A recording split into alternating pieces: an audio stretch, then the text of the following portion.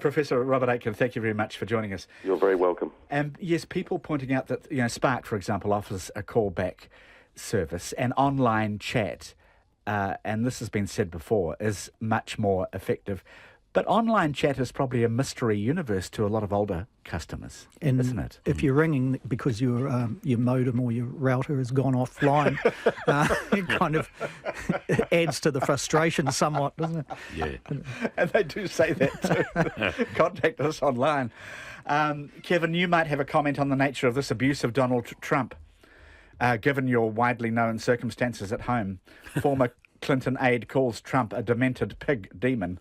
Now, you have some experience with pigs, and I thought we might actually get you to, because we're going to talk about Hillary Clinton actually, but I thought we might get you to update us regarding the state of your pig. Yeah, the Vodafone Piggy Sue. Well, Piggy Sue's now about 130 Ks. Much to the disappointment of little kids who come around to see the gorgeous little piglet that still appears on the telly. But she's a delightful, delightful piggy who runs around with big ears flapping up and down. It gets too much space, so that it's not as... It would probably be about 150k now if it didn't have so much running to do, because it likes to keep up with the car when the car goes down the drive. Anyway, we have a hell of a lot of fun with Piggy Sue. But you're right, I am outraged that expressions such as this description of Trump as being a vulgar, demented pig demon. I mean, if only pigs like my Piggy Sue could sue. Every day I hear people talking about dirty pigs. Teens' bedrooms are described as pig sties, making a pig of yourself, sweating like a pig, all those things, all leave a nasty... they're an awful thing for pigs to have to deal with. I can imagine that. Is Piggy Sue, can I ask you a blunt question though, as charming, as endearing as ever she was?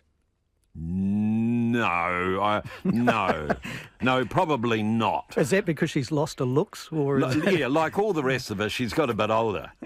And you just cannot beat a puppy or a piglet, can you?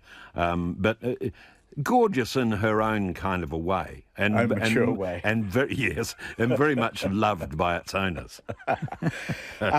Before we go, let's talk about the American election a bit. I know we do it often, but this is to do with how Hillary Clinton can resist Trump and the slogans she is trying out, because he is simply sticking with "Make America Great Again." Right down the, bang. That's the only thing he needs. She has tried fighting for us. She has tried quite strongly, "I'm with her." And the "I'm with her" has been used on Twitter 1.57 million times, the hashtag, but Trump's "Make America Great Again" has been used 6.1 million times. So that has a lot more resonance. She's tried "Love Trump's hate," "Strong together," "Fighting for us." She's in trouble with a slogan, isn't she? Well, she is, and the polls are showing a bit of a problem there too. Some people say there's merit in keeping your powder dry, but it seems that the wick could be getting a little bit wet on this one. But you get a sense too that Hillary Clinton has been trying to work the various different constituencies that would make up the primary. One would imagine that we'll see a difference. Now it's into campaign proper, or as soon as the Democratic... She's trying to be everything to everybody as a criticism. Absolutely, of her, isn't it? I think. Yeah. What do you sense, Kevin? Yes, well, I agree. I mean, I suppose "I'm with her" is actually I think quite a cool slogan, really. But obviously, if it's not doing the job, she's going to need to change it, or maybe she's got to get on those hustings and work harder, do the real stuff. It's certainly giving us a lot of entertainment and anticipation. Yes. Kevin Milne, lovely to have you back on the panel. Thank you, Jim. It's lovely to be here. Please come back soon, and Selwyn Manning, you too. Thank you, Jim. Thank you, everybody, for your company. The panel, of course, returns tomorrow, and coming up, Checkpoints with Mihi Narangi Forbes in for John Campbell again tonight.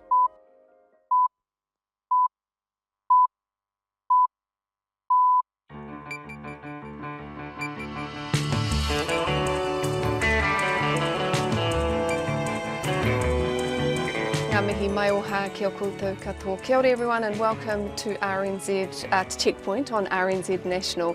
I'm Mihingarangi Forbes and on behalf of the Checkpoint team, thank you for joining us. Tonight, overcrowding, eviction and no money. The chairman of Te Puia Marae is calling for a permanent facility to be set up in Auckland to provide temporary help to the homeless. The family of the New Zealand woman taken by a crocodile arrive at the search site in far north Queensland.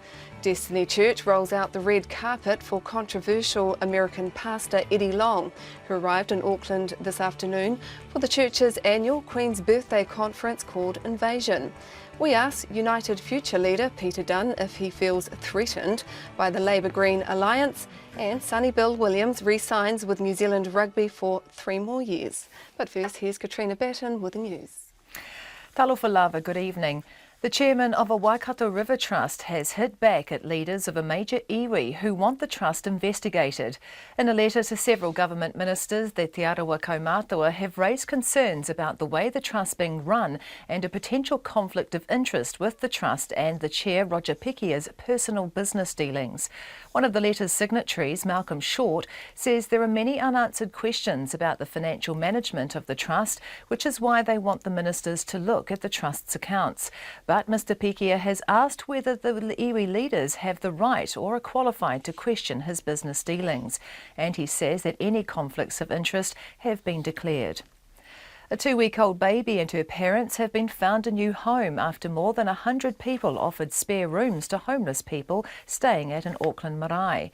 43 families are staying at Te Puia Memorial Marae in Mangere Bridge, which has a waiting list of people needing accommodation. Its chairperson, Huri Moana Dennis, says the baby's parents were delighted to find they're one of 10 families already rehomed by the marae. Look, she started to cry. They were both over the moon. We may actually also be able to help the dad with some work. They're at least for now, they know where they're sleeping. Huri Moana Dennis says another 5 families may be found new homes today. A community meeting is being held at the marae tonight to coordinate all the offers of help that have flooded in. The Prime Minister says building consents are not just a piece of paper but do result in houses being built. The government's been criticised in Parliament this afternoon for issuing a rising number of consents but falling short on actual building. Official figures show building consents rose a seasonally adjusted 6.6% in April, following a sharp fall in the previous month. On an annual basis, consents hit an 11-year high, totalling more than 28,000. During question time, the Prime Minister, John Campbell, was asked if those figures equated to houses being built. The building consent rate that converts to building houses being met is virtually 100%, a little less than that, but it's very high. John Campbell says the government will release its national policy statement on urban development tomorrow. The Parliamentary Under-Secretary for Education, David Seymour, says a charter school that's breached the terms of its contract is getting excellent results. Vanguard Military School is refusing to accept students after January and last year suspended and expelled more students than permitted by its performance standards. David Seymour says the government is talking to the school but is not punishing it because it's trying to stick to its military character. The reason that we're in discussion rather than punishing them at this stage is simply the fact that, first of all, they have an ethos that is working extremely well. They have a very high discipline mantra, and that has led to higher levels of exclusion and expulsion than you'd otherwise get. David Seymour, who's also the ACT Party leader, says if it were not for Vanguard, many of the school's students would have dropped out of education altogether. Charter schools are a flagship policy for ACT. The Transport Agency says it was a sensible move to step into the Wellington City Council's cycleway rollout. The agency commissioned an independent report which is highly critical of the way the council handled the Island Bay cycleway, saying it risked other cycle projects. The government's controversial cycleway may be altered after the report recommended it be reviewed and modifications made after further community consultation. The agency's regional director, Raywin Bleakley, says it needed independent advice on how the rollout was going. It's a wise step on our part to move in quite early in a particular set of circumstances where we could see that the community perception of how programs were being delivered was going to get in the way of future success. The Transport Agency's Raywin Bleakley. Leaders of mental health from around the globe have converged on Rotorua for a conference on how to cut the high rates of suicide among Indigenous peoples. A Māori suicide prevention coordinator for the Lakes District Health Board and project leader for Kia Piki Te Ora, Michael Naira, says Māori are 2.5 times more likely to commit suicide, and the conference will help find ways to combat that. The significance of having a gathering like this is that we come together to share and talk about our stories and the pathways ahead. Michael Naira says the catalyst for the conference was suicides that occurred within the tribe of Ngāti Pikiao. To sport, the All Black Sonny Bill Williams has spurned lucrative offers to move to France as well as a return to Australian Rugby League in favour of a new deal to stay in New Zealand until after the 2019 World Cup. The former New Zealand Rugby League international and heavyweight boxing champion, who hopes to win gold in the Olympic Sevens in August, helped the All Blacks to successive World Cup triumphs in 2011 and last year. Williams will play Super Rugby for the Blues, reuniting with Tana Umanga, the coach who lured him away from rugby league to join French club Toulon in 2008. There's a few things on the table. It's like European clubs come in with offers, but I didn't want to lead them on or anything like that. But some of them just wouldn't take no for an answer. Sonny Bill Williams. The Queensland halfback Cooper Cronk has overcome an ankle injury and has been declared fit to play in tonight's State of Origin Rugby League opener against New South Wales in Sydney. Queensland's only series defeat in the past decade came after Cronk broke his arm early in Game 1 of the 2014 series and missed the remainder of the series. French Open tennis organisers say they haven't considered delaying the finals yet, despite another rain-hit day at Roland Garros. Only a handful of matches were completed today, with the women's second seed Agnieszka Radwanska and sixth seed Simona Halep both eliminated. That's the news. Tonight on Nights, a window on the world of the mariachis of Los Angeles. This week's overseas correspondent Pablo Pérez Fernandez joins us from Brazil, where they have a new president, and we begin a new series on spirituality and the popular song with the Methodist lay preacher John Thornley. This evening,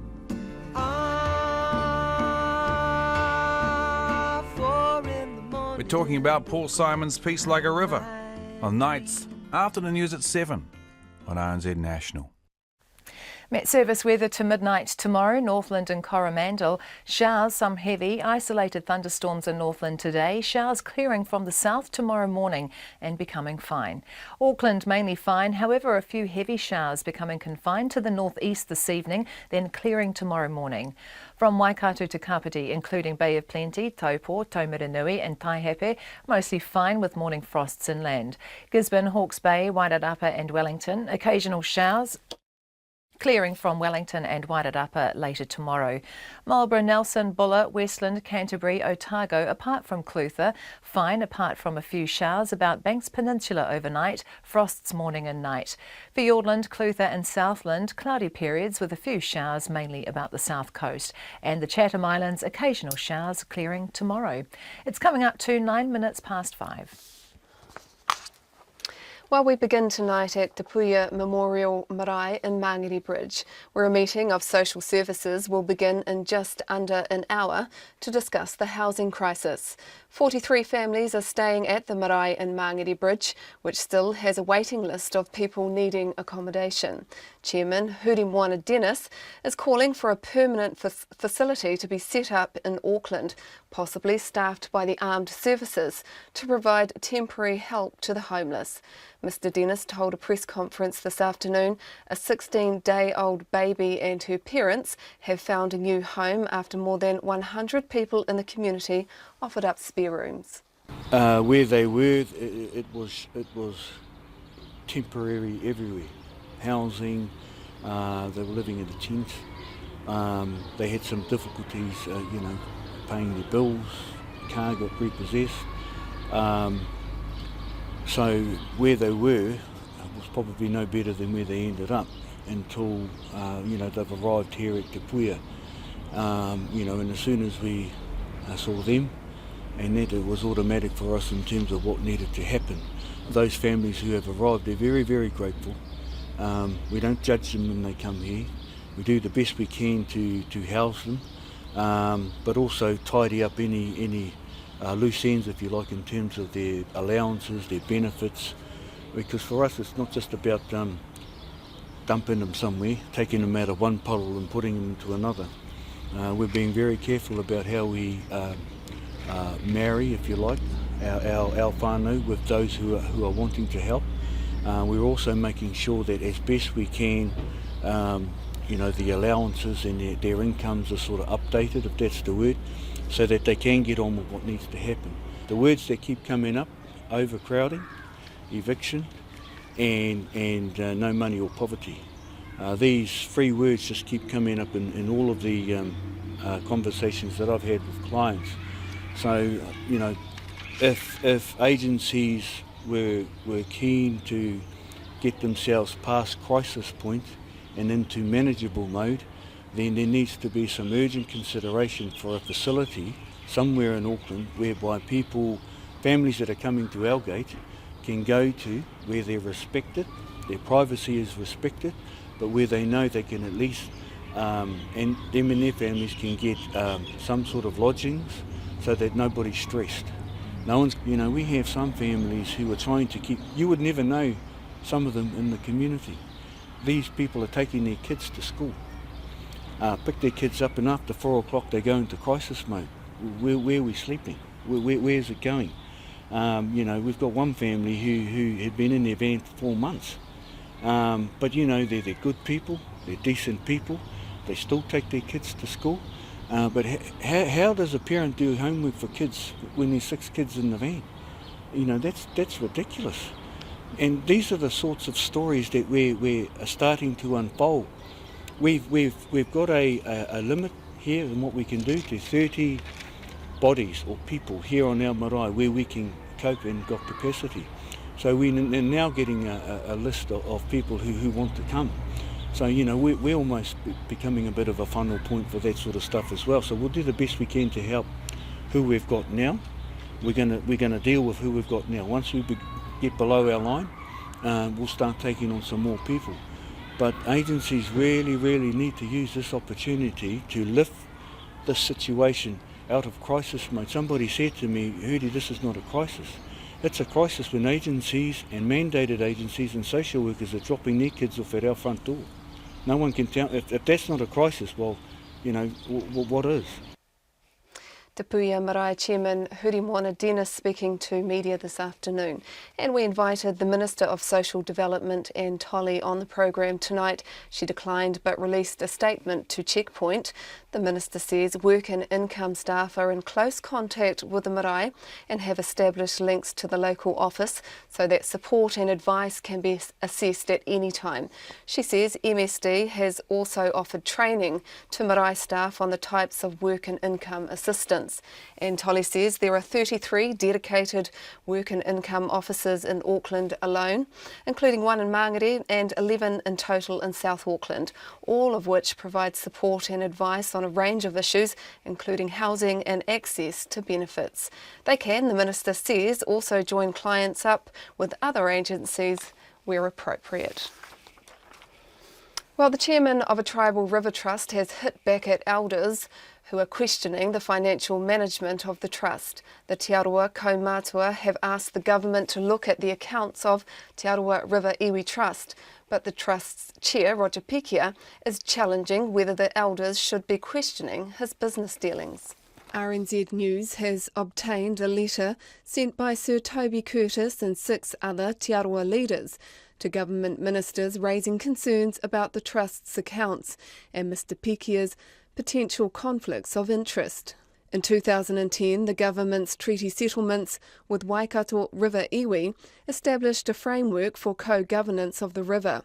As part of that settlement, the Te Aroa River Iwi Trust was set up and the government gave it $10 million with a promise of $20 million more. The trust was charged with looking after the stretch of river in its rohe. But in recent months, questions have begun to surface about the way it operates. Aotearoa leader and Rotorua Businessman of the Year, Malcolm Short, is among those concerned about what's going on. I think it's been treated as a very hot potato, and ministers are a little bit shy of having a say about it, and because they're roped into it, I think there's going to be a bit of soul searching done here. Should they be worried? I would think so, yes, very much. Concerns about the trust appeared to have escalated when its chief executive, Katie Paul, took a personal grievance against the organisation. She is no longer working from the trust offices and told RNZ she was unable to comment. She did say her phone and computer had been disabled and her company car had been picked up by a security company. She's not been paid for 4 months. RNZ understands she had raised concerns about a potential conflict of interest over Mr Pikia's personal business dealings and the trust's investments. A search of the company's office shows Tarrant Limited, the trust's investment arm, owns 46% of the shares in Car Order Limited, a new venture company which is in the business of health food wholesaling. Mr Pikia is a director of that company and, through Aotearoa Inc., which he owns, has a 13% shareholding. Withdrawals from the trust's bank account in January this year would suggest the trust has invested $775,000 in Car Order. Car Order owns more than 80% of the shares in New Zealand Premium Whitebait Limited, of which Mr Pikia is also a director. New Zealand Premium Whitebait proposes to farm whitebait in North Auckland. Mr Short says the trust's money belongs to all of the iwi. We're all beneficiaries who look at it and just shake our heads and say what's going on here is certainly not conducive to producing what is expected of the trust. But Mr Pikia has no concerns about the arrangement. Not only is it okay from my perspective, but it's also okay in terms of my fellow directors, because it's declared with the directors. Approval is sought from the directors for that to take place. And Mr Pikia is disputing the right of the kaumātua to get involved. These kaumātua who are claiming to have concerns, our concern is that they've not been appraised with the facts. Malcolm Short says as well as writing to the ministers, the group also invited each of the Te Aroha River iwi trustees to a meeting to discuss the group's concerns. We invited the trustees too along to that so they could hear what we had to say, but none of them turned up. Are you offended? Absolutely. If they are worth the salt or their so-called fees, they should have been there to explain their side of the story. The chairman, Roger Pikia, says the trust did reply. And so a response was sent to them and said that we're engaged in legal HR proceedings. It would be inappropriate for our members to engage in a conversation that centres around, because what they were asking for was a meeting to discuss these legal HR issues. Now, no employer in this country, or probably around the world, engages with members of the public to discuss issues related to your employee. Mr Pikia has also questioned whether the kaumātua raising concerns are the right people to question his business dealings. Do the kaumātua have any experience in commercial investment? No, they don't. Well, there's one in there that's the Businessman of the Year. Who's that? Malcolm Short. Oh, Malcolm's fantastic. Yeah, Malcolm I absolutely rate. Well, he says there's a problem here. Does he? Mr Short says the kaumātua have many unanswered questions, which is why they have tried to enlist the help of the Finance Minister, Bill English, the Treaty Settlement Minister, Chris Finlayson, and the Minister of Māori Development, Te Ururo Flavel. At stake, they say, is the mana of Te Aroha, which they believe has been, in their words, seriously jeopardised by the actions of Mr Pikia. The sister and father of the New Zealand woman feared dead after she was taken by a crocodile in Queensland say they will stay at the site of the attack until the search for her ends. Cindy Waldron was taken while wading in water with her friend Leanne Mitchell at Thornton Beach north of Cairns late on Sunday night. Dozens of searchers have scoured the beach and nearby rivers for any sign of her, but the police say they're now focused on recovering her remains. Her father Pat Waldron and her sister Anna Lee Annett flew out from New Zealand yesterday, and they spoke to reporters this afternoon from the scene of the attack. She was the most amazing person you will ever want to meet. Kind, caring, compassionate, generous to a fault, would do anything for anyone, so she would have been here probably helping search. Obviously this is a very difficult time for our family, and we came here because we felt isolated where we were, and we needed to know what was happening here on the ground, and also to be in the place where she was last, so we can say goodbye, I guess, or have some kind of closure. But we'll be here for a while because we need to be here for as long as the search goes on. And as you can probably guess, this is what nightmares are made of. This is my worst nightmare, which makes it horrendously worse. But anyone can make silly mistakes, and I think, it was a perfect night. They were really happy. They were best friends, and they hadn't seen each other for a while, and they did something silly. And although they did something silly, I think people have to realise that the family still needs compassion because it wasn't our mistake, and I think it's too easy to start blaming the girls and stuff, but actually it was just one silly mistake that anyone could have made. And so, yeah, the compassion would be great. And I thank the police because they're just doing a fantastic job. You can introduce your dad. This is my father, Pat Waldron. Thank you. And my brother-in-law, Craig. My husband's at home with our 16-year-old daughter, who is devastated. Cindy was her godmother and her most favourite person in the world. So you're very close with your sister, and she had a special friendship with Leanne. Have you had a chance to speak with her? With Leanne? Yeah. I spoke to her once yesterday. Most difficult conversation of my entire life. But I needed to have that conversation because she was the person that was there when it happened. And Pat, your daughter, can you tell us a little bit about her spirit and what she was like? Oh, well, she was a free spirit. Right from day one, she was an incredible person. And she blossomed in Australia. We lived on the Gold Coast for 4 years, went home to New Zealand, and she came back. We've been here 26 years, and she was just one of you guys. She was an Australian, even though she had a New Zealand passport. And I don't know why the good people get taken young, but then we look at it and say, well, we had her for 47 years. A lot of people have had their children and their parents less time. We're grateful for every moment, but we need to be here, cry on the beach, be with her. It's just ironic because she actually wasn't a beach person. I'm a surfer, so this is home for me, and she wasn't like that. So that's why she wasn't in swimming. So it's just a bizarre feeling. It's really surreal. We jumped on the first plane we could. The first day was a disaster. The first thing the next morning, we jumped on the plane, got here, talked to Russ. Where is Russ? Somewhere here. And he brought us up here just now to talk with their wonderful, wonderful, wonderful people. So we're in their hands now. We're not going anywhere else until Ed says it's time to go home. But we came to get a body, but there's no body. So we need somewhere to grieve. We need to do something on this beach so the family over the years can come and grieve. Might be a seat or something where people can sit down and just say, we're here, Cindy. And she's here. She'll always be here.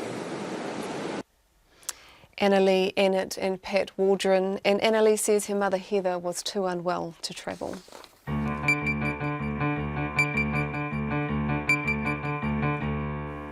It's 5:23.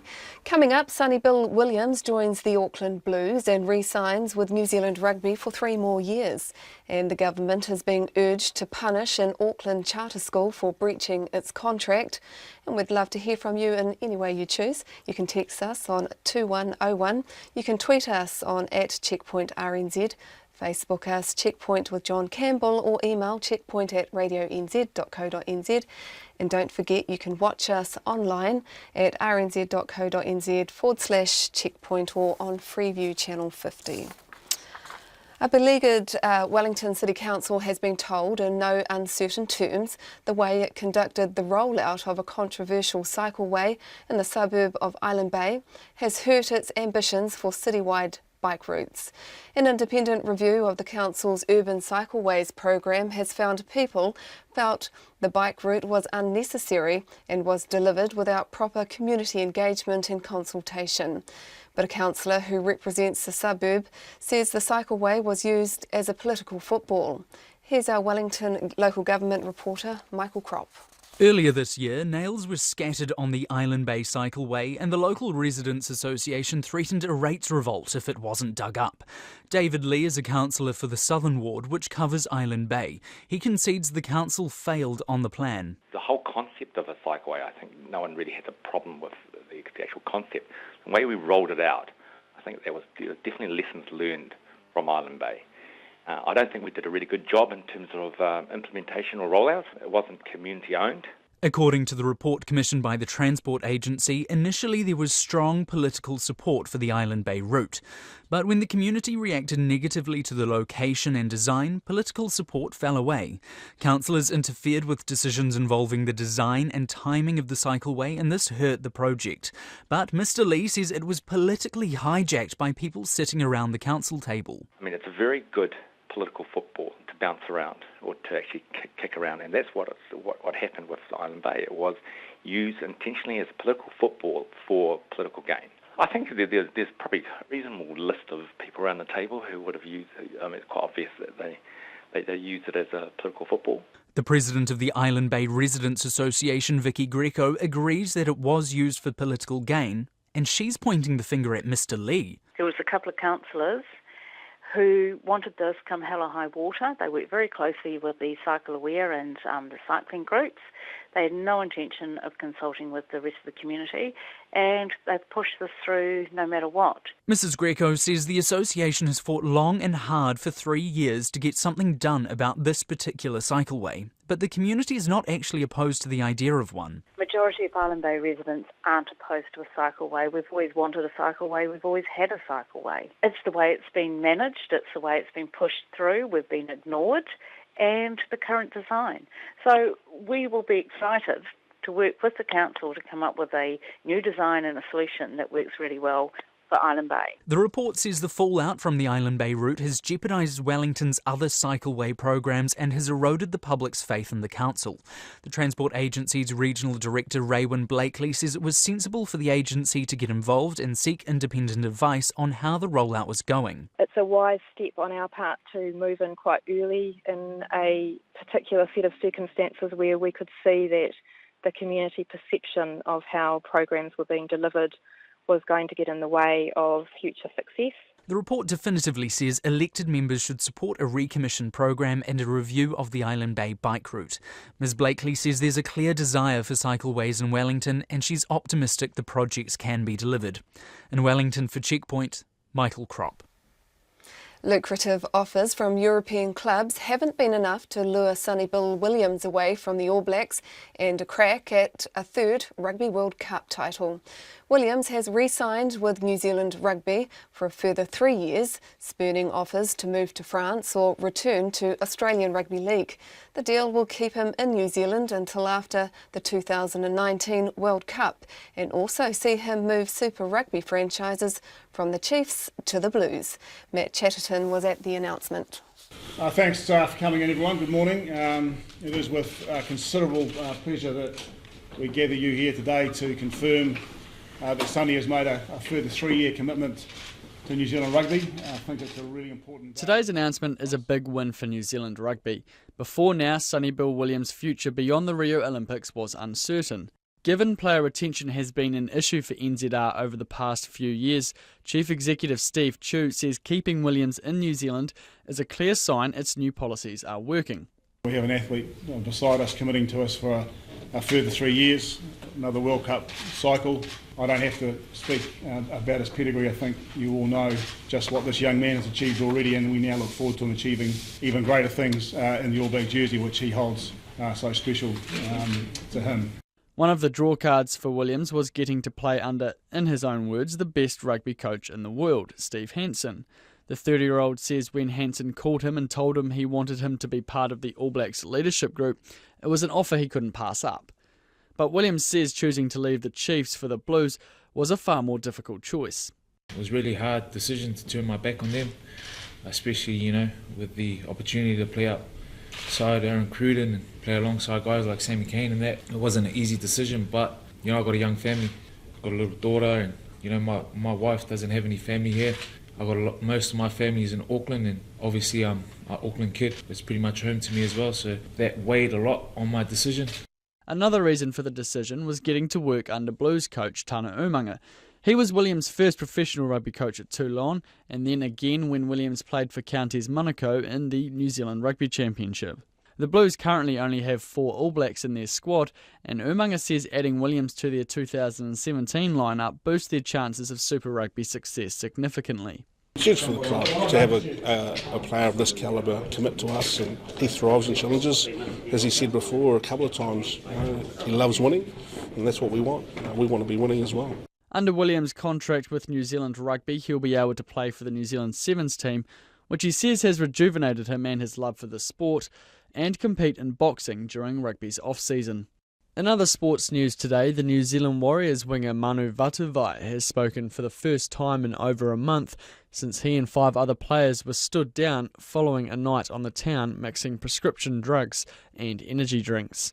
Since then, the rugby league favourite has been off limits to the media, as well as the NRL, as he deals with a number of off-field issues.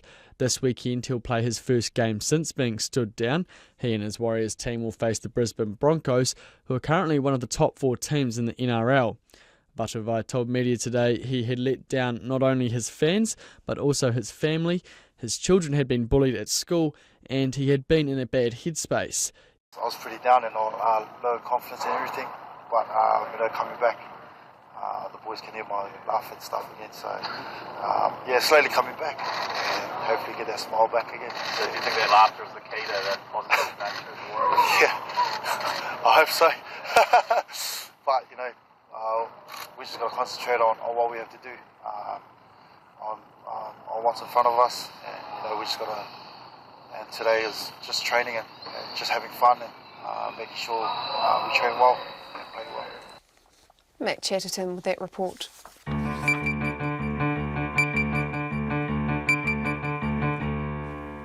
Coming up, the Auckland businessman who threatened to spike infant milk formula with 1080 poison has admitted charges relating to buckets of illegal party pills. And an American church leader who was accused of sexual misconduct against several teenage boys has been welcomed into New Zealand by Destiny Church at a porphyry this afternoon. But first, here's Katrina Batten with the news. The leader of an Auckland marae, which has been housing homeless people, says a temporary accommodation facility should be created in Auckland, possibly staffed by the armed services. More than 50 homeless families have stayed at the Puia marae in South Auckland since it opened its doors last week. A family with a 2-week-old baby are among more than a dozen families who have been rehomed. More than 100 people have contacted the marae offering spare rooms. The Prime Minister says building consents are not just a piece of paper and do result in houses being built.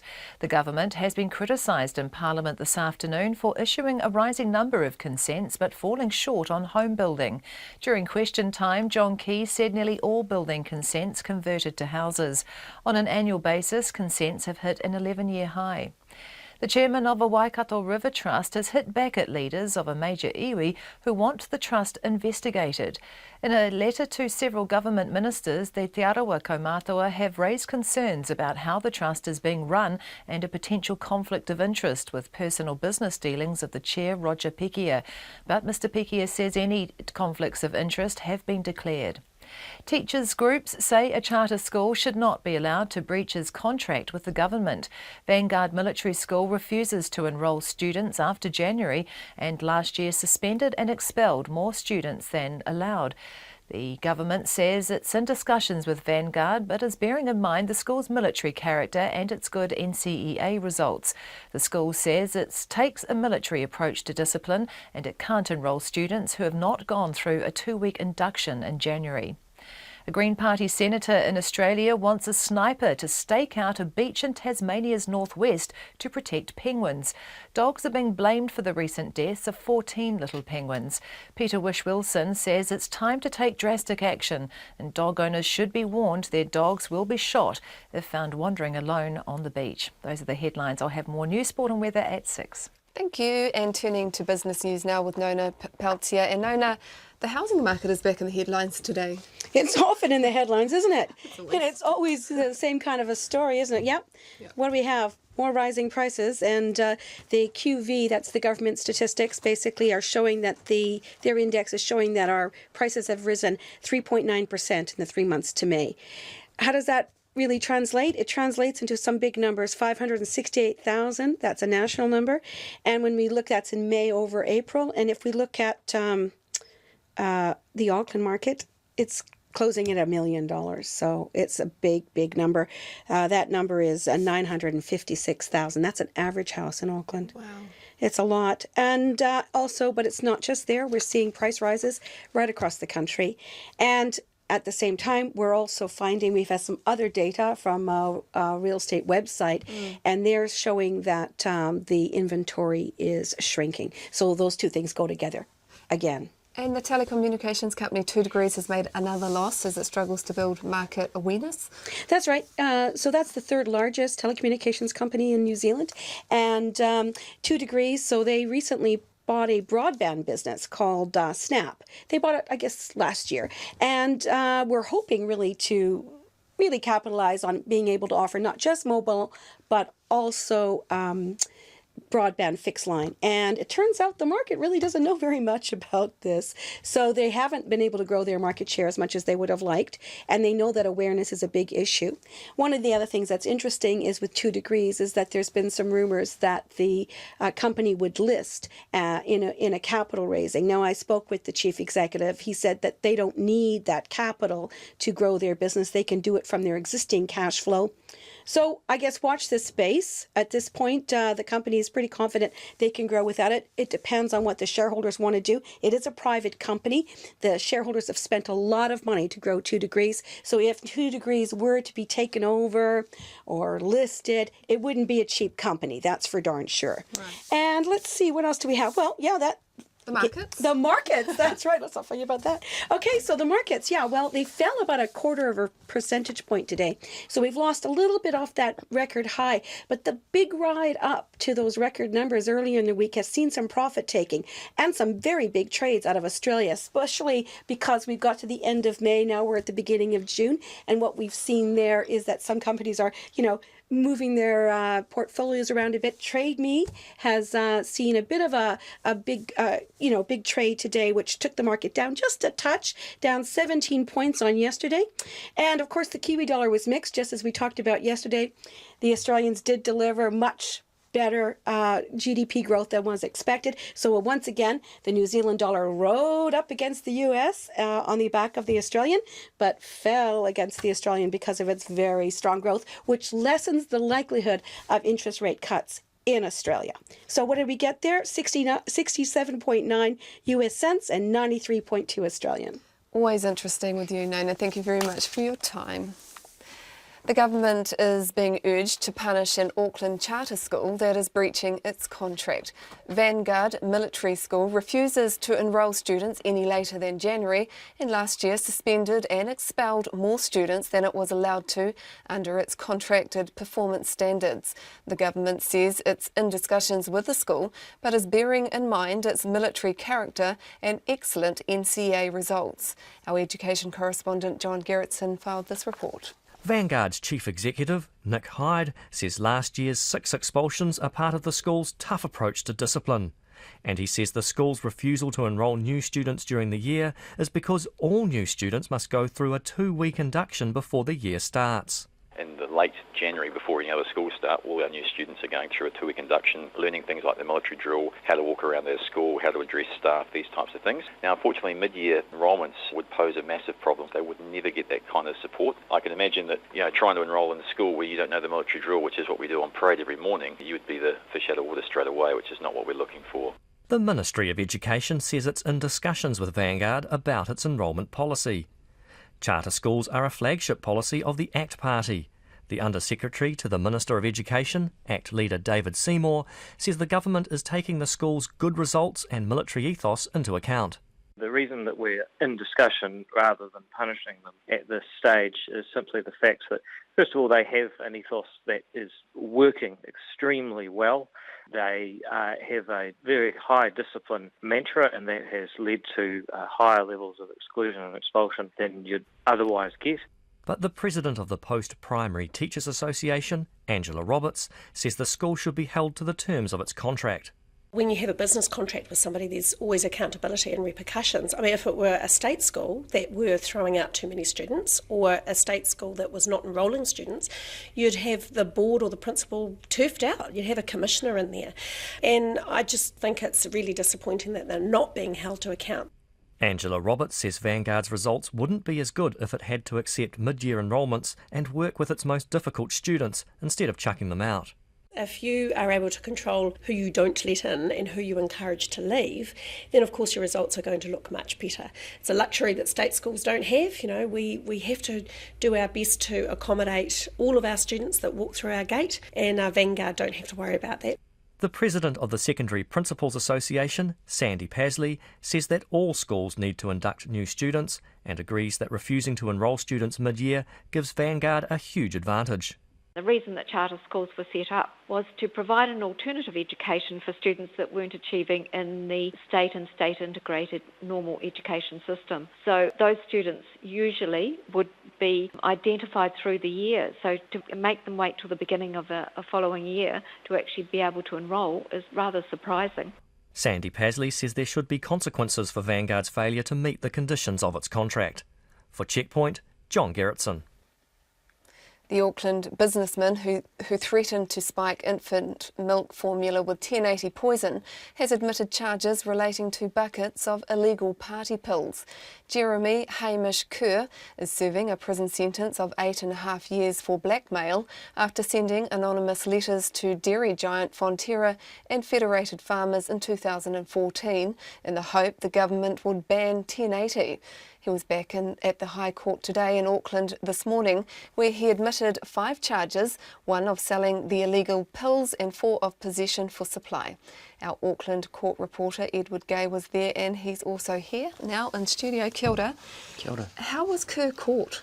Well, police were running a surveillance operation back in 2011, and they watched as Kerr met with their target at a cafe in South Auckland. They then followed him to a public storage unit in East Tamaki, and they later carried out secret searches of that unit, and they found a variety of pills, powders and pill pressing equipment. And according to this police summary of facts, they also found buckets of powder containing BZP and TFMPP, which when combined has similar effects as MDMA and or ecstasy. Was that the only search? Were the others? Yeah, it was another search 2 months later where police found thousands of pills in Ziploc bags marked with X's, CK and pink doves. And according to police, the pills had a wholesale value of between $20 and $40 each, meaning that the 32,000 pills would have a value of between $640,000 and $1.2 million. Now, Kerr later told police he was only getting about $2 a pill, because he had had that BZP since before 2005 when it was outlawed by Parliament, and he said it would now be low strength. He's going to be sentenced on those drugs charges next month. Not many had made the connection. Have these charges been suppressed? Yeah, that's right. They have been suppressed up until today. He got a suppression order from Judge Cunningham in the Auckland District Court, who found that he was a reputable businessman and he'd be unlikely to offend again. Now, he did just that. While these charges were before the court, Kerr sent those blackmail letters to Fonterra and Federated Farmers. And at sentencing for those blackmail charges in the High Court, Justice Venning noted that Kerr manufactured an alternative to 1080 poison, and a financial gain was the motivation behind that blackmail. The cost of that 1080 investigation to agencies was in the order of $37 million. Justice Venning said it could have had a catastrophic effect on New Zealand's export industry. Interesting stuff. Thank you very much. An American church leader who was accused of sexual misconduct against several teenage boys has been welcomed into New Zealand with a porphyry at Auckland Airport this afternoon. Bishop Eddie Long has been invited to New Zealand by the Destiny Church, which is holding its annual conference called Invasion this weekend. The bishop, who heads the New Birth Missionary Baptist Church, will be speaking at the conference 8 years after his last visit to the country and his first visit since the sexual misconduct allegations surfaced. Peter Lynham is a New Zealand religion historian and author of the book Destiny, the Life and Times of a Self-Made Apostle. He says the bishop's visit is important for Destiny Church. Bishop Eddie Long was immensely important in the shaping of the early days of Destiny. It was actually Eddie Long who recognised Brian Tamaki as a kind of great spiritual leader, which gave him a sense of mana, enabling him to build the church he did. So Eddie Long, for Tamakis, is probably the closest of all their international allies. So I think he's very important. And this is the first time that Eddie Long has visited New Zealand since he was invited out here in 2008. It's the first time since the sexual misconduct allegations were revealed. What questions does this raise about Destiny Church and its values, do you think? Well, I think we have to reflect that the issue has gone in terms of the church that Bishop Long is associated with, the New Birth Baptist Church. In effect, the marriage is supposedly recovered, the sexual harassment claims that linked to his visit to New Zealand in 2004, they've all been settled out of court. And so Eddie Long can now resume his public career, which had gone under a bit of hiatus. I think this is part of the rehabilitation of Eddie Long. Do you have any concerns with Eddie Long speaking at the conference this weekend? Eddie Long is an incredible black preacher with a typically mixed career. It's not unusual for black preachers to ride out some very dodgy politics and very dodgy personal life. And in a way, you see this fits with the destiny that the successful, powerful preacher is exactly what they want. They're not too worried about the background of Eddie Long. They love it that he's a great, effective black preacher. What did he speak about last time he was here? And this new conference is called Invasion. What is he likely to talk about this time? So, I mean, the two important visits that Eddie Long came on were in 2003 and 2004. And at those two really important visits, he identified Tamaki as a chosen vessel of God. And so he gave him a sense of mana and importance. From that time onwards, the Tamakis have been as often to visit Eddie Long, and in fact got for themselves one of the Harley Davidsons from Eddie Long's church. So what is he likely to speak about under invasion? A whole lot of metaphorical language about taking the land and who knows, back to a political agenda. You never could tell, because that's very much in the black church's approach to things. I would assume this is their very big conference. The conference is always the central feature of the Destiny Year. It's going to be very much about some new advance. They've advertised that there'll be anointments. Could there be anything new for Bishop Brian Tamaki or his wife? Most important, though, the anointings that they'll be offering will be for new service for members of their church and for healings for members of their church. I doubt if there's a new career plan, but I would suspect that there could well be quite a fill-up to the attendance and therefore the annual love gift that goes to the Tamakis. I think that will help the cause. Do you know much about the numbers at the church now? We've spoken to a few members who've left the church and moved on to other churches. Do they still have a good mass congregation like they used to, and will they need to fill those seats to be respectful to Eddie Long? It's significantly smaller than it was at its height. But the huge arena that they've got at Wiri can seat, well, going on 3,000 people, I would think. And I would imagine that it will be full this weekend, because what tends to happen is they're not exclusive events. Everybody is welcome to attend. And the bigger the fuss created about it, the more they'll fill those seats. And so the palfrey and the big public welcome to Long is part of the secret of trying to fill the seats. That was Peter Lynham.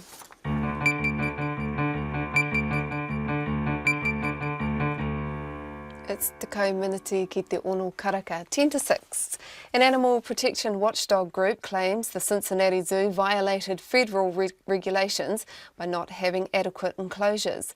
Michael Budke, the executive director of the group Stop Animal Exploitation Now, says the zoo should be held responsible for the death of the zoo's gorilla Harambe, who was killed over the weekend after a 4-year-old boy fell into the enclosure. What happened this last weekend made it very clear that the physical barriers at the Cincinnati Zoo are not adequate to keep people out of the enclosures. So it is clear that the Cincinnati Zoo, by not having sufficient enclosures which allowed this child to enter the gorilla enclosure, has violated the Animal Welfare Act. It is also clear from the information in your press pack that the Cincinnati Zoo has had previous citations for violating the Animal Welfare Act relevant to their facilities and relevant to enclosures. And so what we're seeing here is a facility with a pattern of violating a federal law. And in this situation, that violation led directly to the death of Harambe. Our complaint, as filed with the USDA, is calling for the maximum penalty under the law for this specific situation, which is a $10,000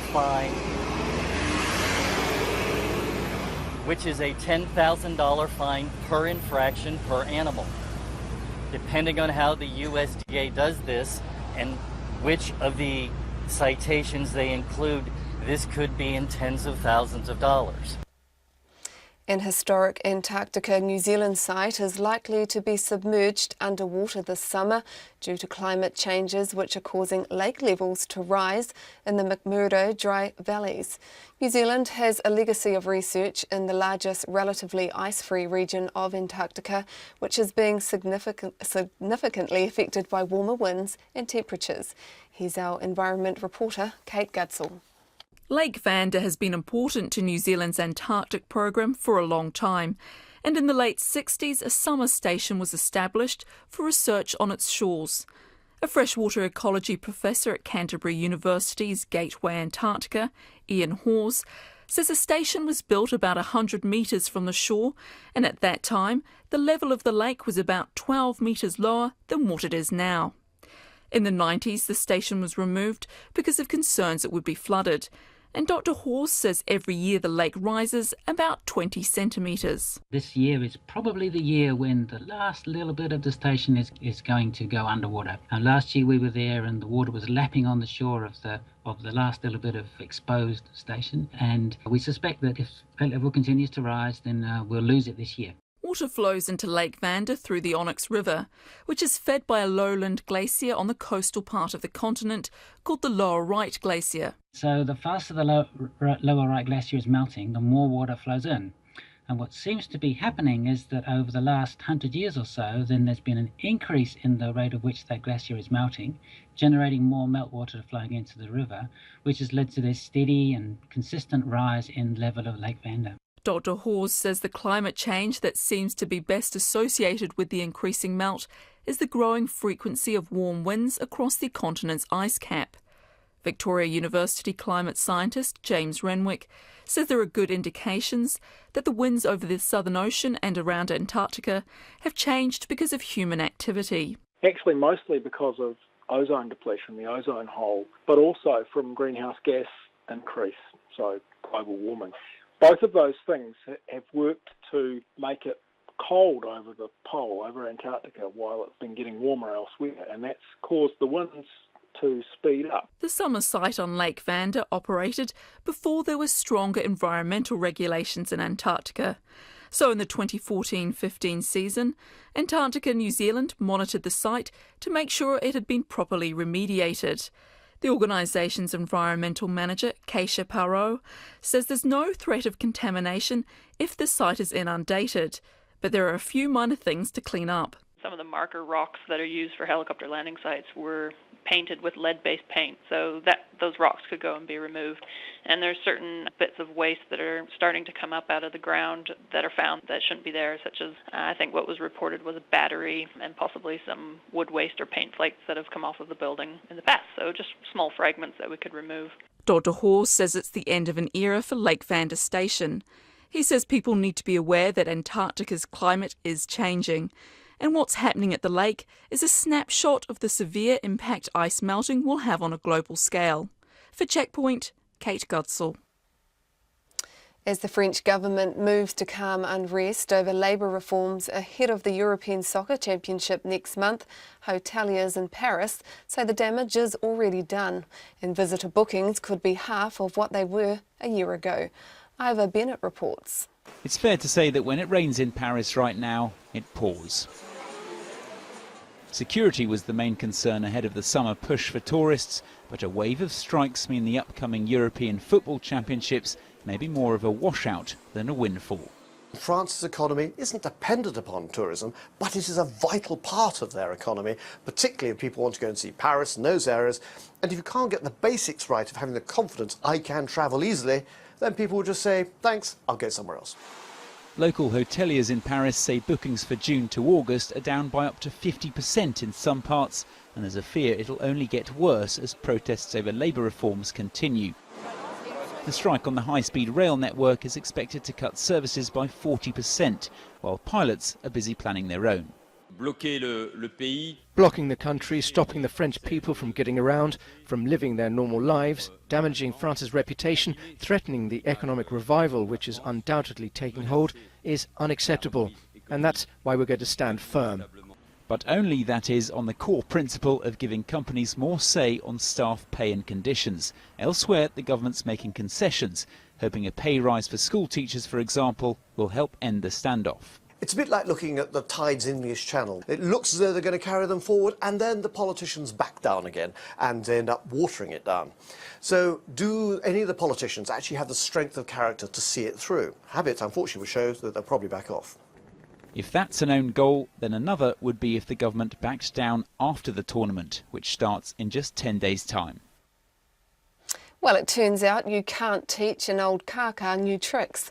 Research into the wild parrots by a Victoria University PhD student Julia Lupet, has found that when kaka are faced with a problem, juvenile birds will experiment until they solve the puzzle, while the old kaka can't find a way around the problems.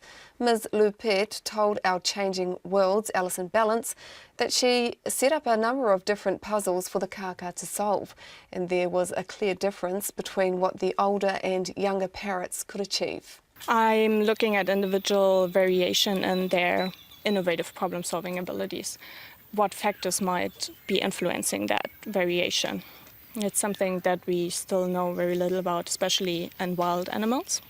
And so when you talk about variation, that's between, say, adults and juveniles, males and females? Exactly. Also looking at how much time they spend trying to actually solve the problem. So we take that as a measure of how persistent they are. I'm also looking at the various behaviors they show when they're trying to solve the problem. For example, whether they always try to keep doing the same thing over and over again, or whether they're displaying various different exploratory behaviors. So you've already run through a number of experiments. So there's this one where you've taken the tread plate off and they have to manually flip the lid up. Mm-hmm. What other kinds of experiments have you done? My very first experiment was actually what I call the block removal. So, as the name suggests, it involved a wooden block, which I put underneath the tread plate. So that blocks the tread plate, which means when the kaka steps on it, the lid won't open. So if they understand that stepping on the treadle is what opens the lid, they should look for the blockage and remove it. So in the block removal experiment, there was actually no adult that was able to solve that one. And in the lid opening, it was only one adult bird, and one possibility for that happening was that the adults are so familiar with these feeders and have their behavioral response to them that they might have had difficulties modifying that behavioral response, so they might have just not been quite as flexible in their behavior as the juvenile birds. So you say that none of the adult birds solved the block problem. Did the juveniles solve it? They did, yes. And the sub-adult birds, which would be individuals of about 1 to 4 years of age, they were sitting kind of in between. The juveniles also tend to be more persistent when they're trying to solve the problem. Those clever little baby manus. Julia Lopet speaking with Alison Balance.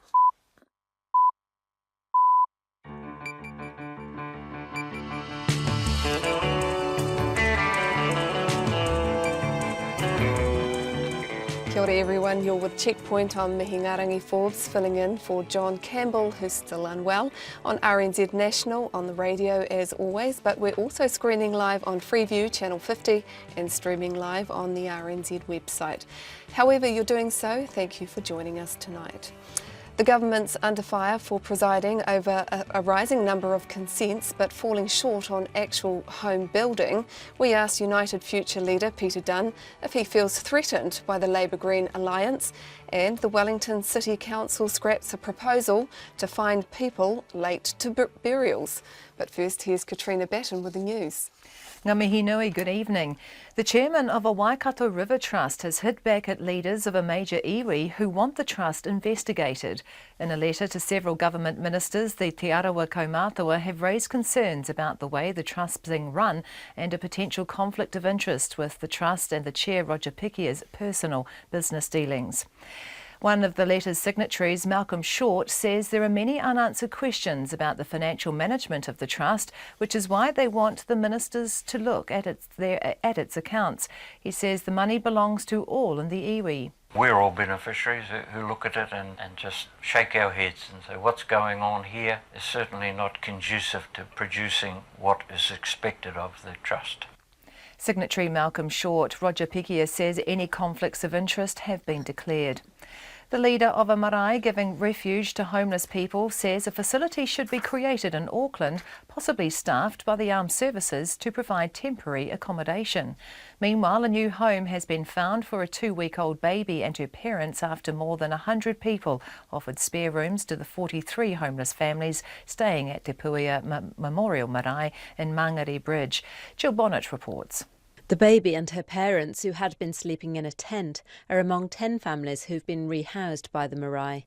Its chairperson, Huri Moana Dennis, says more are being placed today. He says there's clearly a crisis when even government agencies are dropping people off who are in need of shelter. He says a facility should be created in Auckland, possibly staffed by the armed services, which could provide the same temporary help.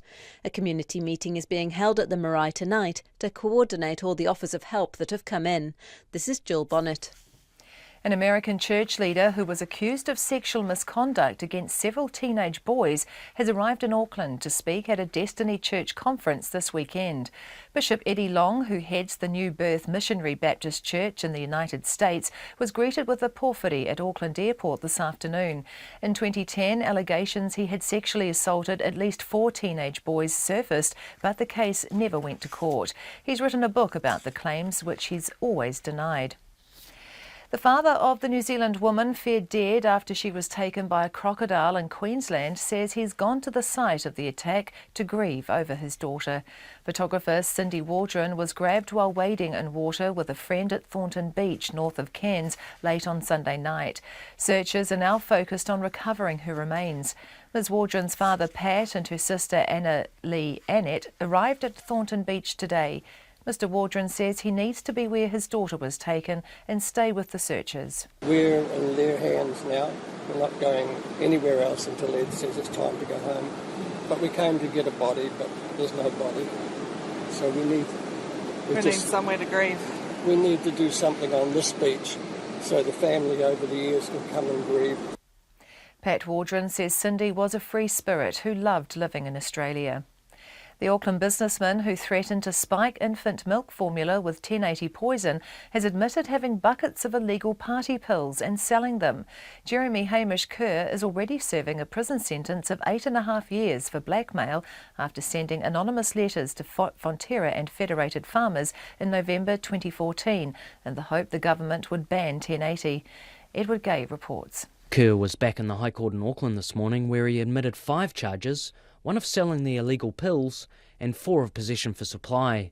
He was caught up in a police surveillance operation which led officers to a storage unit where they found the pills.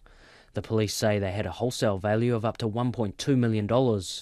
Kerr told them the pills contained BZP, which he'd been holding since before it was outlawed in 2005, and they were low strength. He said he was selling them for only $2 each. Kerr's due to be sentenced on the drugs charges in July. This is Edward Gay. A councillor concedes the Wellington City Council failed in the rollout of a controversial cycleway in the suburb of Island Bay. The cycleway may be altered after highly critical reports by the Transport Agency recommended modifications be made after further community consultation. The report says the community's perception is that it's a poor solution that's led to a loss of parking, affecting drivers, pedestrians, businesses and homeowners. David Lee, who represents the area on the council, says the biggest failure was giving ratepayers only 2 options. The whole concept of a cycleway, I think no one really had a problem with the actual concept. The way we rolled it out, I think there was definitely lessons learned from Island Bay. I don't think we did a really good job in terms of implementation or rollout. It wasn't community owned. Wellington councillor David Lee. In sport, the New South Wales Rugby League skipper Paul Gallen is predicting a spiteful state of origin encounter when Rugby League's interstate series kicks off in Sydney tonight. Gallen says there's a genuine dislike between New South Wales and Queensland players. Queensland's won 9 of the last 10 series and capped off last year's victory with a crushing 52-6 win in Game 3, which still rankles with Gallen. There'll be a lot of niggle in every single tackle. There's a lot of feeling, there's a lot of emotion, a lot of passion from both sides. We both love it. We both hate each other. And when we get out there, we'll be, look, at the end of the day, we're trying to hurt each other. That's what we're trying to do. New South Wales captain Paul Gallen. Lucrative offers from European clubs haven't been enough to lure Sonny Bill Williams away from the All Blacks and a crack at a 3rd Rugby World Cup title. Williams has re-signed, Williams has re-signed through until after the 2019 Rugby World Cup, with New Zealand Rugby spurning offers to move to France and return to Australian Rugby League. The deal will also see him move Super Rugby teams, leaving the Chiefs to join the Blues, where he'll reunite with Tana Umanga, who first coached him at Toulon. Most of my family is in Auckland, and obviously I'm an Auckland kid. It's pretty much home to me as well, so that weighed a lot on my decision. And there's no secret that, me and Tana go way back. Sonny Bill Williams. The 5-times Tour de France winner and Belgian cycling legend, 70-year-old Eddie Merckx, could face a trial following an investigation into kickbacks paid for the supply of bicycles to Brussels police. That's the news. Exposing those backroom deals. Any arrangement behind the public's back, the public in the main don't like. How many people who are Labour supporters or Green supporters knew this was going on? Busting corruption. The tide is turning towards transparency, but there's still a lot of work to be done and decades of work to be done. The danger of smoking. Is it addictive? In the way that addictive is used in modern parlance, yes it is. Straight Answers, Guy and Espiner and Susie Ferguson Morning Report, weekdays from 6. Then on 9 to noon, a new study which labels the IMF hypocritical for continuing to demand that its borrowers make major economic reforms while denying it does so. And after 10, philosopher Nick Bostrom from Oxford University's Future for Humanity Institute on superintelligence and the big questions in life. Join me, Catherine Ryan, on 9 to noon after Morning Report on RNZ National. Met Service weather through to midnight tomorrow. Northland and Coromandel showers, some heavy. Isolated thunderstorms in Northland today. Showers clearing from the south tomorrow morning and becoming fine. Auckland mainly fine, however a few heavy showers becoming confined to the northeast this evening, then clearing tomorrow morning. From Waikato to Kapiti, including Bay of Plenty, Taupo, Taumaranui and Taihape, mostly fine with morning frosts inland. Gisborne, Hawke's Bay, Wairarapa and Wellington, occasional showers clearing from Wellington and Wairarapa later tomorrow. Marlborough, Nelson, Buller, Westland, Canterbury, Otago, apart from Clutha. Fine apart from a few showers about Banks Peninsula overnight, frosts morning and night. For Yordland, Clutha and Southland, cloudy periods with a few showers, mainly about the south coast, and the Chatham Islands, occasional showers, clearing tomorrow. It's just gone 9 minutes past 6. Ka pai, kia ora. The Prime Minister says building consents are not just a piece of paper and do result in houses being built. The government's been criticised in Parliament this afternoon for presiding over a rising number of consents but falling short on actual home building. All of this, of course, comes ahead of the release of the National Policy Statement tomorrow, which is expected to spell out how the government plans to tackle the thorny issues posed by Auckland's housing market. Here's our political reporter, Demelza Leslie. Official figures show building consents rose a seasonally adjusted 6.6% in April, following a sharp fall in the previous month. On an annual basis, consents hit an 11-year high, totalling more than 28,000. Most of the growth has been in Auckland and surrounding regions. During question time, the Labour leader Andrew Little asked the Prime Minister if building 40 houses a day was enough to meet demand. Mr Key admitted it wasn't. One of the ways to do that is to follow the Productivity Commission's view, essentially get rid of the metropolitan urban limit. That is a policy that Labour supports, but interestingly enough, if I look to other political parties in the Parliament, they say relaxing Auckland's urban boundary will simply lead to further unsustainable urban sprawl and further congestion on Auckland roads. That, of course, is the Greens' position. Andrew Little then asked whether building consents were just a piece of paper. Can he confirm that when he uses his figure of 40 houses a day, that he is talking about building consents, not actual houses completed? Oh, so it must be true. The Right Honourable Prime Minister. Speaker, the building consent rate that converts to building houses being met is virtually 100%, a little less than that, but it's very high. Mr Little took another pot shot. In view of his clarification that he is now talking about 40 consents a day, just how many families are living in those consents? The Right Honourable Prime Minister. The government is building more houses than we've seen for a very long time in Auckland, 4 times the rate from when we came into office. But you know, when you have a piece of paper like a building consent, it means something. It's a bit like when you have an MOU. I suppose it means something. The New Zealand First Leader Winston Peters picked up on Mr Little's point with this question to the Building and Housing Minister Nick Smith. In the whole history of humanity, in this country or the whole wide world, has he ever seen someone living in a consent? Dr Smith said the government wasn't making anything up. What I know, though, is that governments have always used building consent data as the best measure of the way in which house building occurs, and it matches within 1% the census data on new homes that are constructed. Nick Smith will release the government's National Policy Statement on urban development tomorrow, which will allow it to dictate to local councils when more land needs to be zoned for housing. From Parliament for Checkpoint, Demelza Leslie. And staying with politics, United Future leader Peter Dunn says there's a lot of water to go under the bridge before the next election in 18 months' time, and he hasn't even thought about whether he will stand again in his Ohariu electric seat. Mr Dunn's comments come a day after Labour and the Greens parties signed a memorandum of understanding that committed them to work closer together in Parliament and on policy and campaign announcements. I began by asking him what he thinks of the agreement. Oh, it's no big deal really. They've been cooperating informally for some time. Look, it's 18 months to the next election. Who knows how many times they'll fall in and out of cooperation in that time. Except this time they're saying that they might join up in the seats, and if that was the case in the Ohariu seat, you wouldn't be here. No, well that's a silly statement to make because it assumes nothing else changes. And actually, it's the sport we get into at this time of the electoral cycle which is right Peter Dunn off. It's happened for 11 straight elections now, so this is no different and the outcome will be no different. So you're not concerned if, say, No. the Labour candidate and the Green candidate did a deal in Ohariu? No, I'm not. I think it's interesting that they've attacked such deals in the past as grubby. They're obviously only grubby when they apply to other parties, but not to them. But look, 18 months to the election, as I say, these two parties will fall into and out of love several times over before then, so it's not worth getting too worked up over.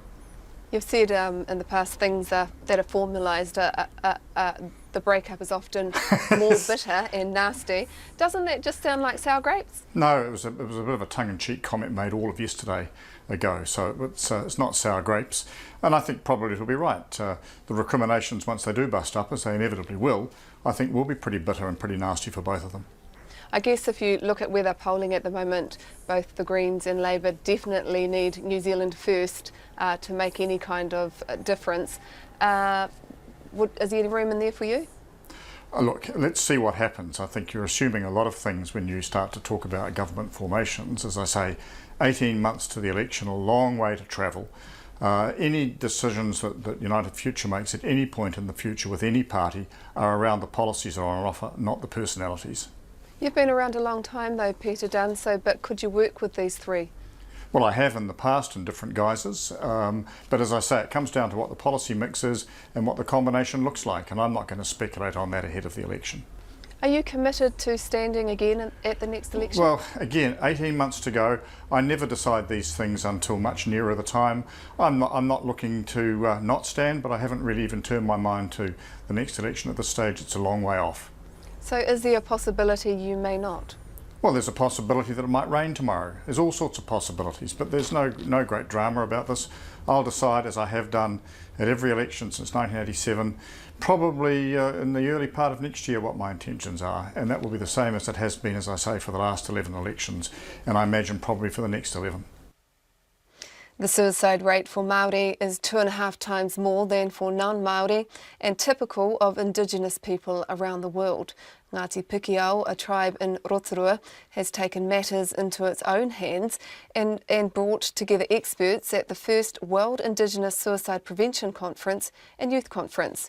Te Manukorohi reporter Laura Bootham has more. It's the first time Indigenous leaders in the field have come together to discuss ways of dealing with suicide. A Māori suicide prevention coordinator for the Lakes District Board and project leader for Kia Pikiti Ora, Michael Naira, said Ngāti Pikiao saw too many of its own dying. Ngāti Pikiao in particular, from the year 2000, we had 6 young people take their lives, and then after that we had a few more young people take their lives. And so our elders just said to us, we need to change this. Who's going to take over our role when we pass on? Michael Naira says the iwi will use what's learned from the conference to continue combating the problem. We know as Māori that the deficit that is affecting us at the moment is the drugs and alcohol and mental health disorders and so forth, which negatively impact on Māori. But we also know that things like kapahaka and song and karakia prayer, they also help in preventing suicide as well, alongside all the whānau ora projects that we have. William Hawke, Birdshead, is renowned for his work in culturally and spiritually supporting those of his Native American people who are feeling lost. He says 2009 to 2011 were the worst years on reservations for suicide. In our county alone, which is over 64,000 people, it was the worst in the country. We were experiencing a suicide every single week, and that was occurring nearly for almost 6 months straight. Kids were killing themselves, a death every single week, a funeral every single week. Hawke says thwarting suicide is helped by having a spiritual and cultural sense of self and being connected. He says that's about lifting people's psychological veil. That's something that we're working towards in combating and reawakening our people to lift that veil and open your eyes. And this is who you are. This is where you come from. Now let's begin this healing journey, and then you can go and help people wherever it is that you are led to go by your spirit. Paora Te Hurahanga Nui of Te Papa Takoro o Te Arawa, a health and sports trust in Rotorua, says ori ori, or traditional songs and lullabies, are a way to reconnect with the past. Through this Ori, it's about promoting the ideas and the values and the beliefs about race advancement. If we allow our young to be taught this and to be indoctrinated to this, and this be a focus of their mindset, then hopefully they won't stray over to even considering suicide as an option, because they will have founding principles already infused into their individual and collective DNAs. Adele Cox is a Banuba and Gija woman from the Kimberley region of Western Australia and works as a consultant on national Indigenous suicide prevention projects. She says suicide rates in some regions, such as the Northern Territory, are 10 to 20 times that of non-Indigenous Australians.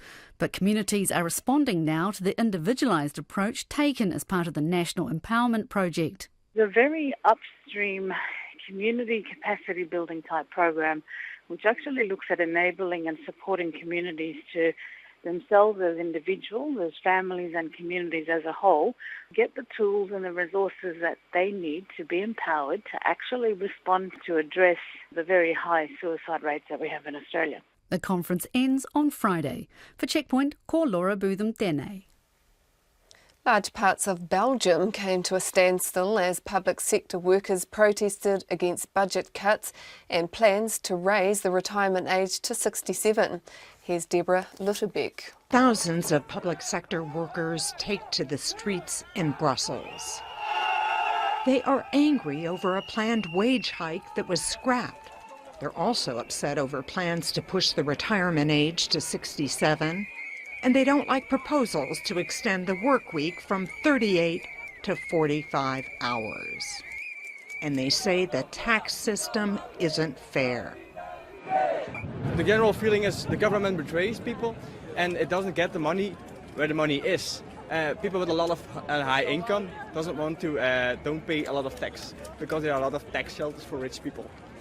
Train services have been disrupted for almost a week as rail workers balk at proposed cuts in the number of days off they can claim. Tuesday's strikes and protests are the latest in a series of actions planned for the coming months, including a day of national demonstrations on October 7th, marking 2 years since the centre-right government took power. Samoans around New Zealand have been celebrating 54 years of independence with song and dance. Samoa became independent on the 1st of January in 1962 after years of colonial rule, but celebrate the day on June the 1st.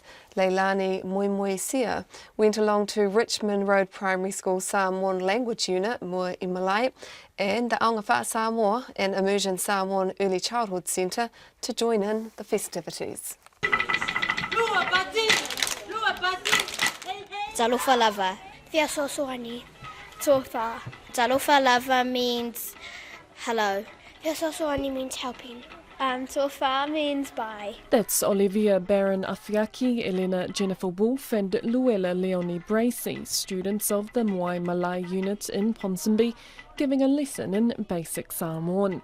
They said they were excited to celebrate Independence Day and Samoan Language Week because it makes them feel a part of Samoa and because they like dancing.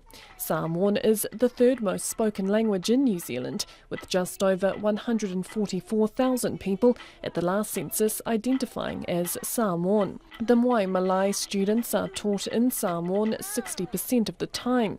The co-leader of the unit, Novena Pio, says knowledge of the language helps Samoan children know where they come from. That's who they are, their identity, and part of that is that they're confident to be Samoan academic learners, not just in English but in Samoan as well. So I think it's marvellous that they celebrate it every year. Students, teachers and parents wore leis and lava-lavas and bright floral shirts as they raised the Samoan flag, sang and performed the Siva Samoa. One of the parents, Hinemaya Tsofi, says the celebrations marking Samoan Language Week and Samoan Independence Day make her kids feel proud. From the little ones who really just get the feel of the day to the older ones who can speak so confidently about the dates and the history, the depth of feeling that they express. Another Aonga Wha Samoa parent, Sia Farani Whanga, says parents have a responsibility to learn about Samoa's history themselves so they can pass pass on the knowledge to their children. It's a very important day in our history, with the Māori movement standing up for the independence of the Samoan people, not giving in to colonialism, but standing up for themselves and their right to independence. So I think that's a really important day in our history that should be marked. One of the head teachers at the Aonga Whaasamoa, Eneleata Tapusoa, says it's important that children are immersed in the Samoan language, especially those who come from English-speaking homes. From my observations from my own children, they need to grow up knowing who they are, because later on in life they're confident in both worlds, being a New Zealander and being a Samoan. So, they're good in both worlds. Samoan Language Week runs until Saturday. Ia manuia le vai aso le ngangana Samoa, manuia le pō, tō whāsoifua, leilani momoisea. The Wellington City Council has scrapped a proposal to fine people who are late to burials. The proposed fee, which was described as miserable and unfair, would have seen groups who arrive more than an hour late to a burial pay $50. Emile Donovan reports. The late fee was one of 8 burial and cremation charges looked at by the council today. A similar fee, which saw people charged $100 for every half an hour they were late to a burial, was scrapped in 2013. Councillor Paul Eagle says the new charge was inappropriate and lacked sensitivity towards grieving families. This is the last thing that people think about. It may be as simple as getting from one side of town to the place where they'll be buried, and they won't be thinking of whether they'll be late or whether there'll be a fee from the city waiting for them to be paid. The director of Wellington's Harbour City Funeral Homes, Simon Manning, says people are hardly ever late to burials and predicted that any money raised by the fee would have been minimal.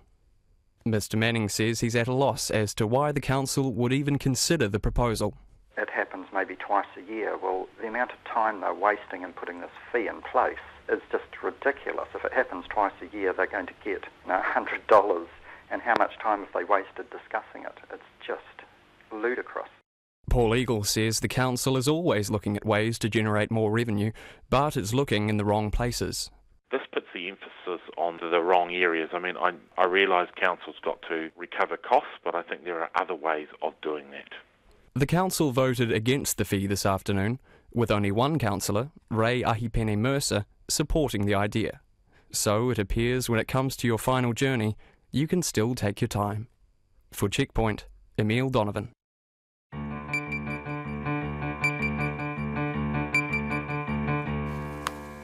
It's 6:26. Coming up on World Watch PM at 6:30 with John Greaves, Berlin hosts a major counter-terrorism conference and sanctions are renewed against South Sudan for another year.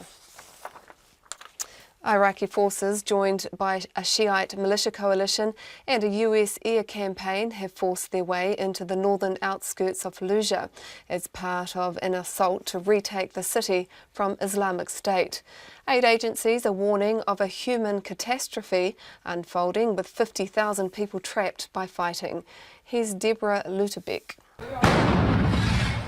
Iraqi forces take the fight to Islamic State on the outskirts of Fallujah. Bolstered by an Iranian-backed Shiite Muslim militia and U.S. air power, Iraqi forces launched an operation to retake Fallujah, tightening a 6-month-old siege around the city. The militias have pledged not to take part in the assault on the mainly Sunni Muslim city itself, to avoid aggravating sectarian strife. Baghdad describes the assault to retake the city as a potential turning point in its U.S.-backed campaign to defeat Islamic State. Fallujah is Islamic State's closest bastion to Baghdad and is believed to be the base from which they have waged a campaign of suicide bombings on the capital less than an hour's drive away. And finally tonight, a young man from Saudi Arabia has turned his home into an animal shelter and says he wants to show the West that by caring for animals, Muslim people do not seek destruction. Here's Gavino Garay. Come and get it. It's mealtime at 23-year-old Palestinian Zahid Samak's home in the Saudi capital of Riyadh. This makeshift animal shelter is a project he started when he was a schoolboy, disheartened to see so many strays. He made it his mission to improve animal welfare in the Mideast nation, setting aside 3/4 of his monthly paycheck to care for them and send a message to the West. I want to make people in the West know that we as people, as Muslims, do not kill animals and do not seek destruction, and we are not terrorists. On the contrary, if we were terrorists, it would be impossible that we help the animals. He even has a small clinic for sick or injured animals and says he wants to raise awareness about animal adoption and discourage animal abuse. And just before we go, we have a little bit of feedback on housing at Te Puia Marae. Kia ora, the situation is a disgrace when we all live in the land of plenty. They should all park up outside John Key's house until they get accommodation, with the help of other fair-minded citizens, of course. Thanks, that's from Bronwyn Summers in Christchurch. And that's Checkpoint for this evening. Ngā mihi o te ngākau kia koutou katoa I whakarongo mai nei. Thanks for joining us on the radio, your television, online or however you tuned in today. You can hear highlights in late edition at 10:15 this evening or any of our stories tonight on rnz.co.nz/checkpoint. And for all the latest news, information, feature stories from around New Zealand and the world, go to the rnz.co.nz homepage. John is still unwell, so we're letting him rest up for the rest of the week. He won't be back tomorrow, but my colleague Sharon Brett Kelly will be in the hot seat. Thank you for having me. Next up, World Watch PM with John Greaves, all you need to know. So from me, kia pai tō pō. RNZ News headlines at 6:30. The chairman of a Waikato River Trust has questioned the right of leaders of a major iwi to ask for the trust's finances to be investigated. The government says 2 work and income staff will be based for the next few days at the Auckland Marae, which has taken in dozens of homeless people. The father of the New Zealand woman fed dead after being taken by a crocodile in Queensland says he'll stay at the beach until searchers call it off.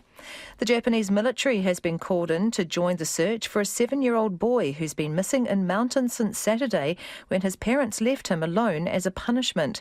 And Wellington City councillors have voted down a proposal for a $50 charge for people who arrive late to